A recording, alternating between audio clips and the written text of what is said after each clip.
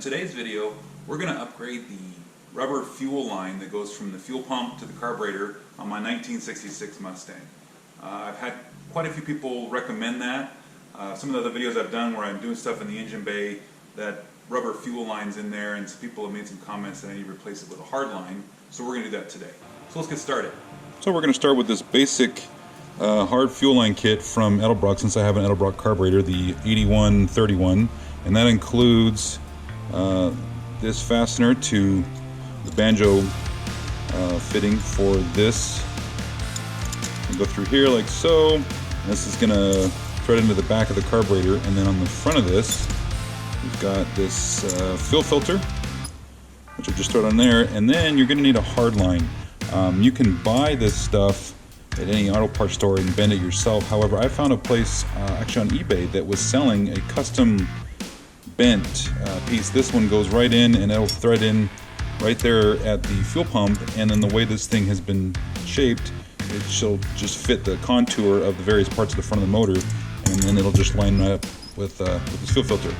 The only thing that didn't come with is these fittings here on the end.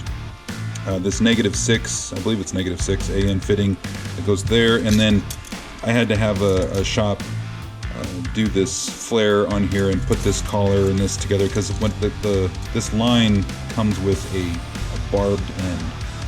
Basically, you can hook a rubber fuel line up to this, to your carburetor, because the manufacturer of this hard line doesn't know which carburetor you have.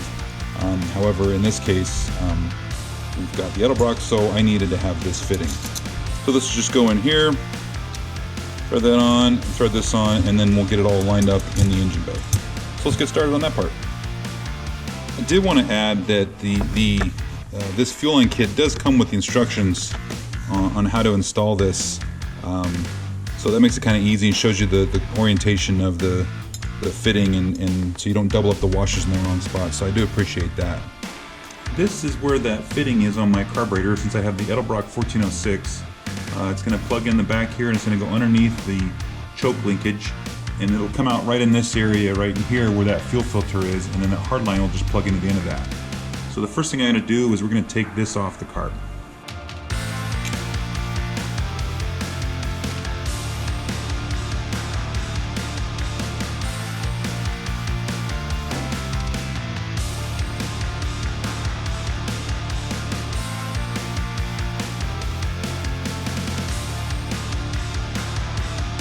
There's probably going to be quite a bit of fuel in the line, and as you just noticed, the fuel coming out of that other port, probably should undo this end first and let all the oil, or all of the fuel, drain out of the line, so you're not spilling it all over the engine bay and everything. I put a bin down below with some towels to catch this fuel so it doesn't splash and spray everywhere. So this we'll let that drain.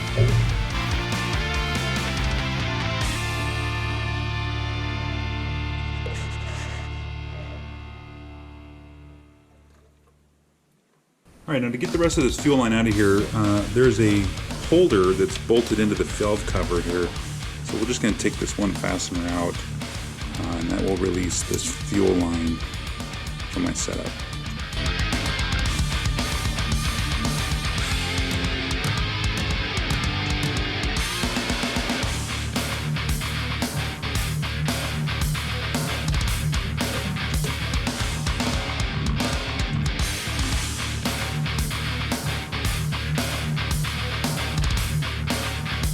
So you can probably see that there's a hard line on here. It looks like somebody just cut the end of that hard line off and put that rubber hose on. So at some point somebody had a hard line on here. But we're going to get this off of here because we got a new piece to put in. Alright, and so now we can put the new line down in here.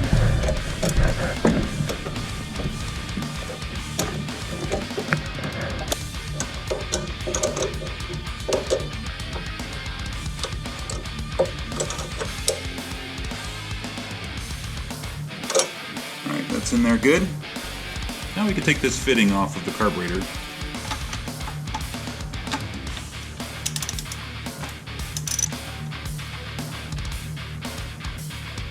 And this new fitting is going to fit underneath here.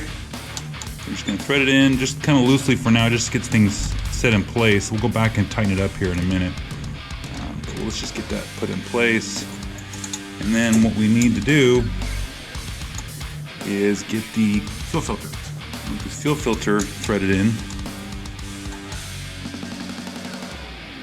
Now in my case, the heater hose for the heater is in the way of what I'm trying to do here. So you may have the same thing where you're going to have to kind of push some stuff around to get things out of the way, and you may have the same problem. So here you can see that this fitting is in the way of this piece here, so I need to move that out of the way so that I can put these two together. So we're just going to loosen this up just enough to kind of reposition it.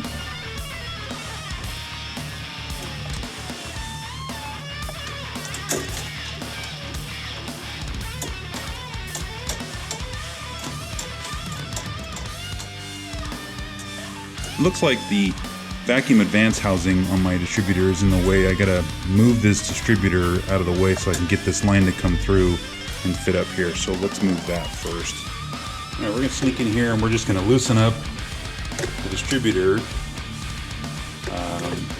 housing here. And this is something you have to be careful because you don't want to mess up your timing.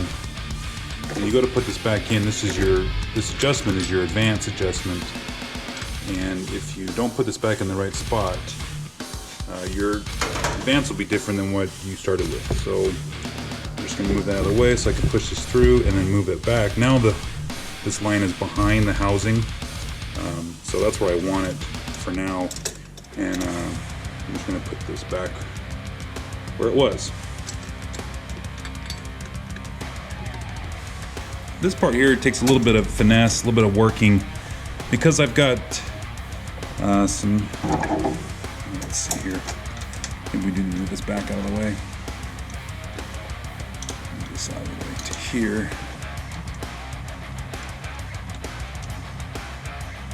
No. And we're running into a real big problem with this hose clamp getting in the way of where this needs to be to line up. See, we're close there, but we don't really have a lot of play on the back side of this, so this thing needs to be right where it's at. Let's try a different strategy here.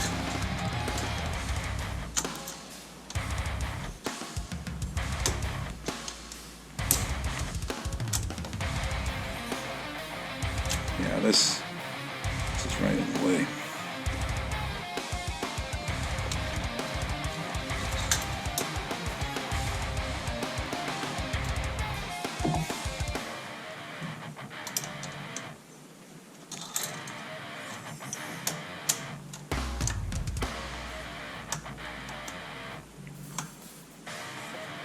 Okay, that worked.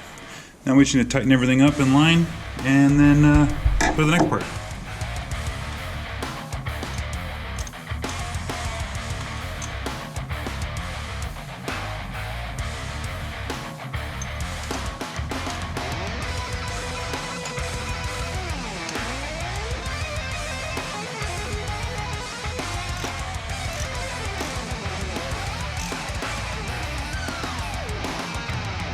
From here, we've gone through and we've tightened up all of the fittings, tightened everything that I loosened, tightened the distributor back up, tightened the bolt back here on the carb.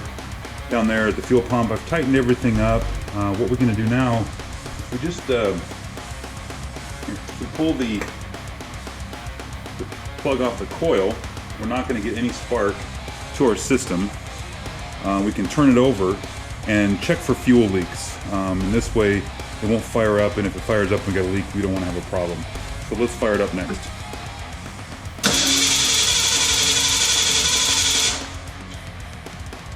Alright, so far so good. Nothing's wet around here. Nothing's wet up here. And then nothing's wet down there. So go ahead. So I think we can put this back on and fire it up for real. So Everything's tight. I let it run for about 10 minutes. There's no leaks anywhere. Nothing's wet, so that's a win. I did notice when I was trying to start this thing, when I retightened the distributor down, where it has to be positioned for the timing to be right, it's pinching this hard line in between the radiator thermostat housing and the vacuum housing on this distributor. And I'm wondering if maybe the distributor is off by a tooth, and then to get it to time right, they have to twist it way over to the left here. I had a previous 66 Mustang, and I don't recall it being twisted that far to the passenger side or to the left here. And the other car ran just fine. So I'm wondering if maybe this is off by, that's something I can do down the road is maybe re-stab this distributor and see. Because I thought the vacuum housing had to be more straight with the car. But anyways, other than that, everything else fits fine. The car runs. Everybody's happy. I think this looks a lot better, and it's a lot safer with having that hard line in there. So that's a win. Thanks for sticking with me. We'll see you in the next one. We'll just go in here.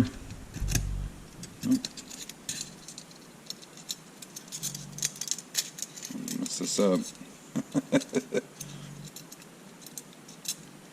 There we go.